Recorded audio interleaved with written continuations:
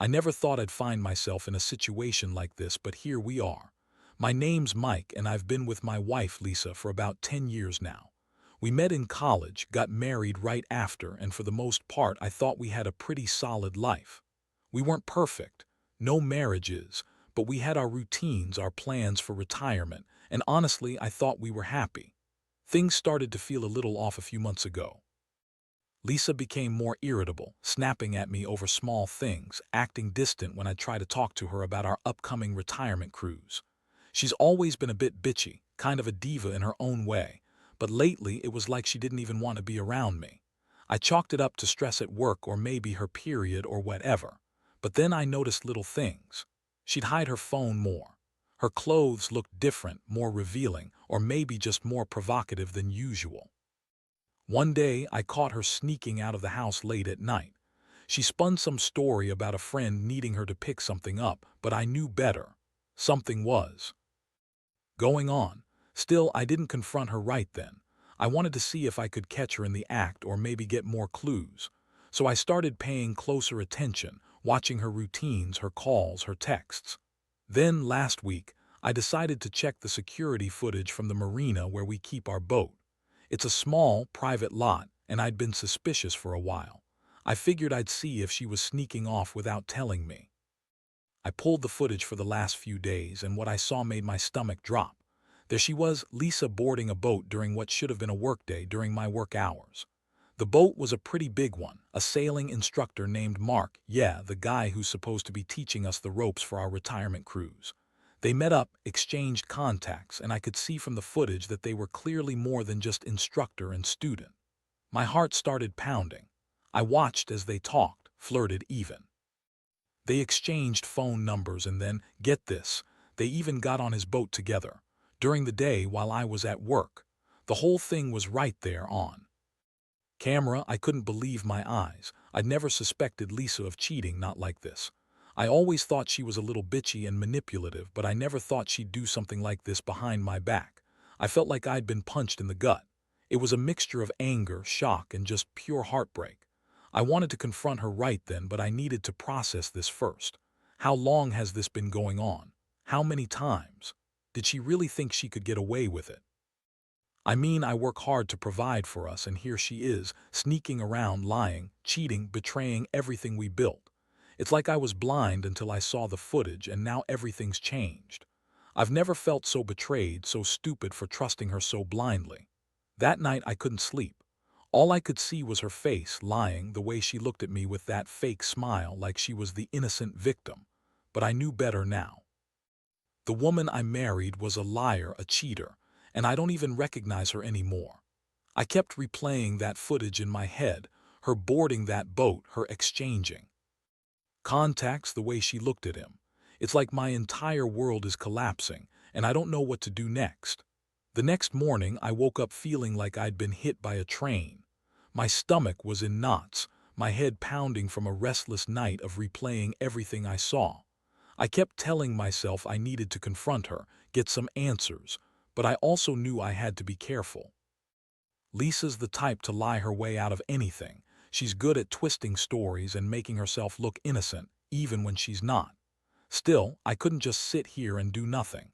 I needed to see her, face her, get everything out in the open. I waited until she left for work. I didn't want her to suspect I'd seen the footage. I didn't want her to be prepared. I needed her to slip up, or at least own up to it if she even could. I grabbed my phone, looked at the timeline, and decided I was going to follow her, just to see where she went after she left. I was nervous, but I had to see for myself. I followed her car at a discreet distance. She went to her usual gym, then headed to some place I didn't recognize. I parked a few blocks away and watched her through the window. She looked different, more confident, more relaxed than usual. I saw her talking to a guy at the cafe. She was laughing, touching his arm. I couldn't hear what they said, but it was obvious enough. They were more than just friends. My stomach churned again, and I felt that familiar anger bubbling up. How could she do this? After all these years, after everything we've been through, she's out here scheming with some guy, hiding it from me like I'm an idiot. I realized I couldn't just sit around waiting for her to come back and lie her way out of it. I had to do something. I knew I couldn't confront her now, not without proof. So I went straight to my computer, pulled up the security footage again, and started digging through more files. I needed timestamps, details, specifics. I wanted to catch her in the act again, but also gather enough evidence to make her own lies crumble. While I was working, my phone buzzed. It was Lisa's number. I hesitated about to ignore it, but then I thought, if I don't answer, she'll just keep lying, keep denying everything. So I took a deep breath and answered. "Hey," she said, her voice a little too sweet, a little too fake. "What's going on? Why are you calling me at work?" I didn't waste time. "Lisa, I saw the footage. I saw you get on that damn boat during work hours, and I saw you exchanging contacts with Mark. Don't bother lying, I already know everything." There was a pause on the line. Then she scoffed. "Oh, come on, Mike, you're losing it. You're crazy if you think I'd do something like that. You're just paranoid because of the stress at work." I clenched my fists. "Paranoid? You think I'm paranoid? I've got the footage. Your own damn security cameras caught you. How much more evidence do you need, or are you just gonna keep lying?" She huffed. "Look, I don't have time for this. I was just talking to a guy about the weather for the cruise, that's it. It's not a big deal." I couldn't believe she was lying so blatantly. I could hear the smirk in her voice, like she thought she was smarter than me, but I wasn't buying it. Deep down, I felt a mix of fury and heartbreak. All those years, all that time I put into this marriage, and she's out there screwing around with some instructor, lying about it like it's nothing. I wanted to scream, to yell at her, but I kept my voice steady. "Weather updates? You think I'm stupid? I saw you with your phone, exchanging messages, boarding his boat. You've been lying to my face." Her voice got sharper. "You're overreacting, Mike. Maybe you're the one with a problem. Maybe you're the one who's been cheating and you're just trying to cover it up." That hit me like a punch. I felt a rush of cold rage.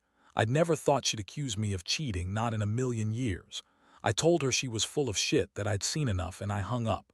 I couldn't take her bullshit anymore. I knew I needed to see her in person, confront her face to face, not on the phone, not through texts. I couldn't believe she was still lying, still playing games when I had all the evidence right in front of me. I drove straight to her office. When I saw her at her desk, I felt the adrenaline spike. I called her aside and told her I knew everything. She looked surprised for a second, then her bitchy attitude kicked in.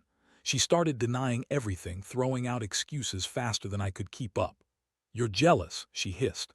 "You're imagining things. Mark's just a friend. Maybe you're the one messing around with your secretary or some coworker." I felt like I'd been punched again. The betrayal hit harder than I expected. How could she sit there and lie to my face? I wanted to shake her, make her understand that I wasn't some fool. But I also knew that arguing with her was useless right now. I just told her I needed some time to think, and I walked away, feeling more crushed than I ever had before. That night I sat in silence, staring at the ceiling, replaying everything I'd seen and heard. The pain was overwhelming. I'd always believed in our marriage, in her.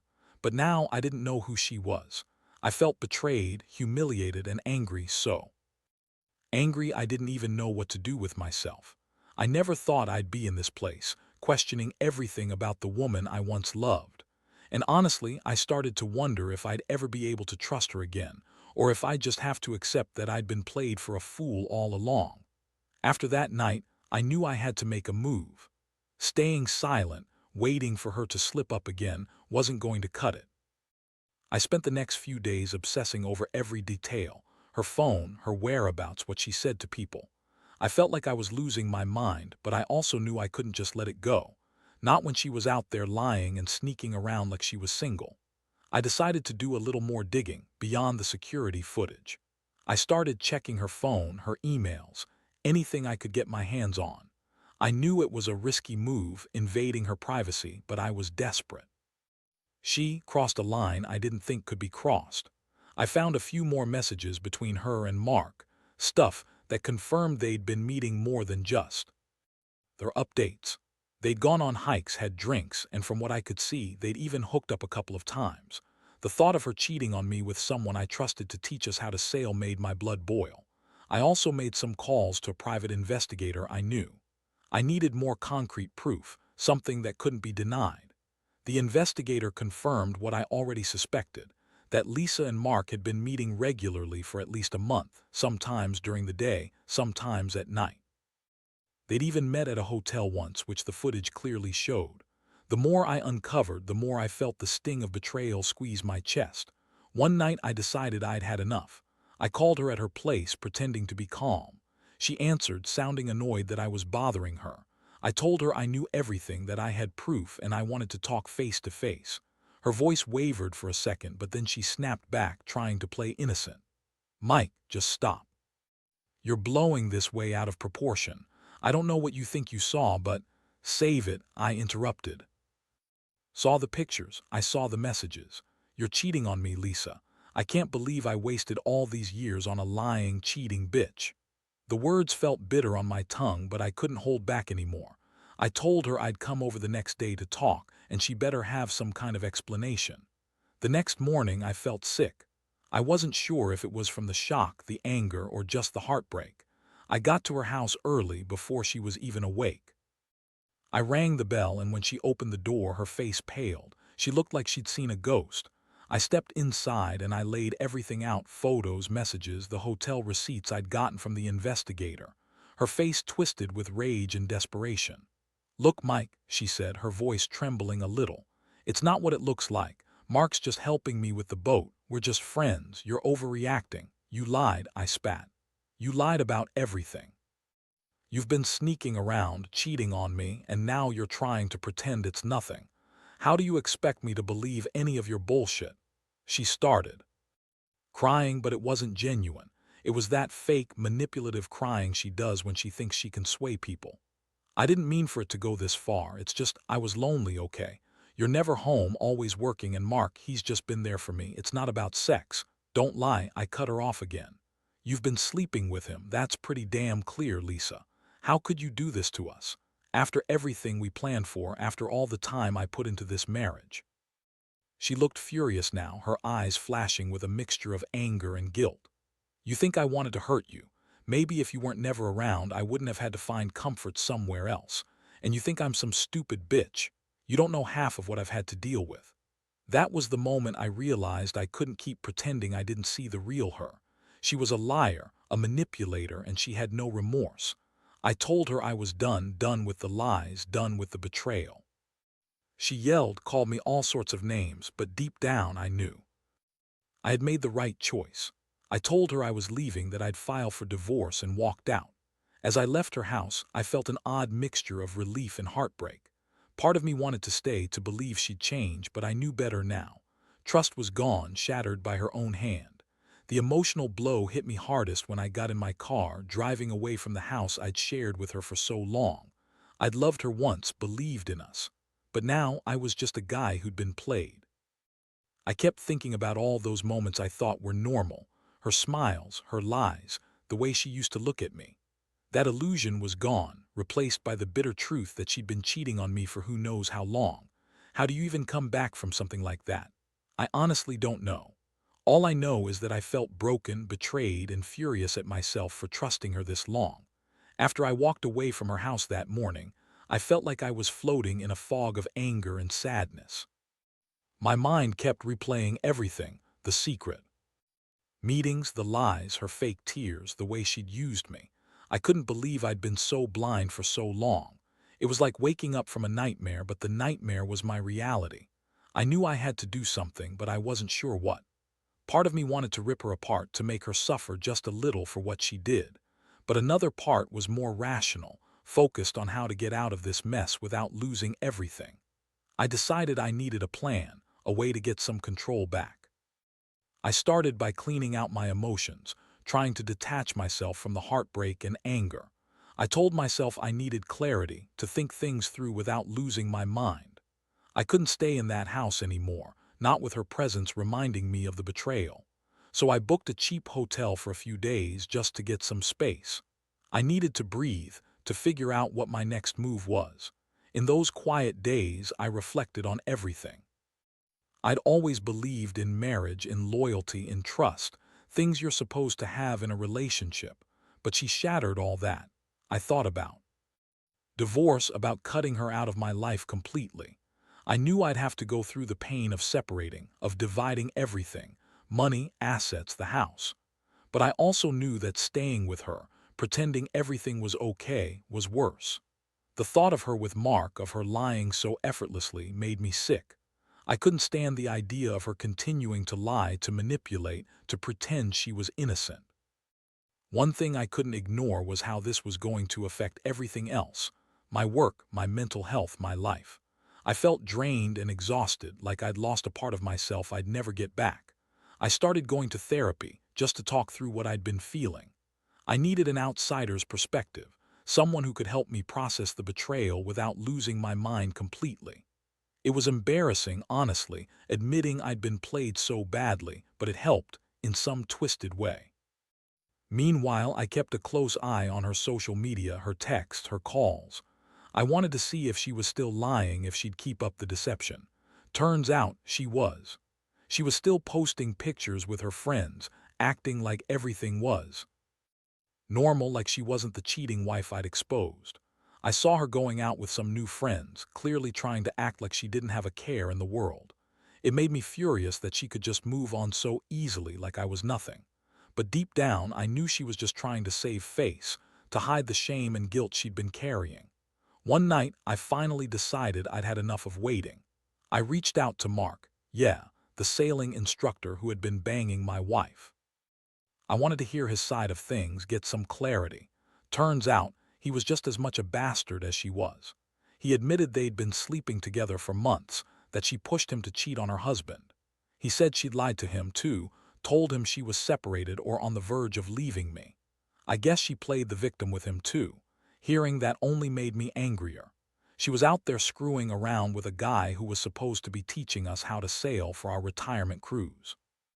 She was lying about everything, about the weather, about her marriage, about her life. That night I sat alone in my hotel room, feeling emptier than I ever had. I'd become a guy I didn't recognize. I'd always been loyal, dependable, someone who believed in fidelity and honesty. And now I was just a guy betrayed and discarded. I thought I was going to grow old with her, spend quiet evenings on the boat, enjoying our retirement. Instead, I was left with nothing but a shattered trust and a pile of broken dreams. The most painful part was realizing that no matter what I did now, I couldn't fix what was broken. Maybe I'd try to save the marriage if she truly showed remorse, but I doubted that. I knew she'd lie her way out of anything, play the victim, and try to manipulate me back into her web. The thought of her doing that made me sick. I had to protect myself, emotionally, financially, legally. I started researching divorce laws, what I was entitled to, and how to make this as painless as possible.